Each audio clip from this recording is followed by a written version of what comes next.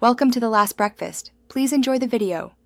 You start by confirming the Qbittorrent version and why that matters. Older builds can trigger protocol mismatches.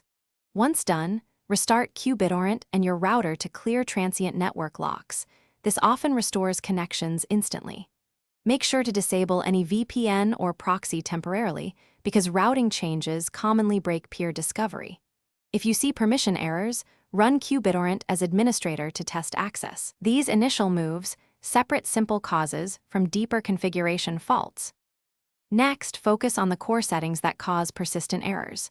You will open Preferences, confirm the listening port is reachable, and enable UPnP or manually forward the port on your router so peers can connect. This fixes many stuck states. Then adjust global and per-torrent peer limits. Lower spikes reduce timeouts. Also inspect disk space and file permissions. Antivirus or disk errors can abort transfers. Once these are set, restart Qbittorrent and recheck torrent status to observe changes. To finish, force a recheck of affected torrents so Qbittorrent rebuilds file availability and corrects mismatched pieces. This resolves checksum issues. If corruption or UI bugs persist, update to the latest stable release or reinstall while preserving your torrent list. Make sure to back up the Qbittorrent profile folder before drastic moves.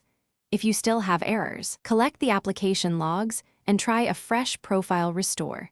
This isolates config corruption and gives you a clear rollback path. Thanks for watching. If this was helpful, leave a like and consider subscribing. See you next time.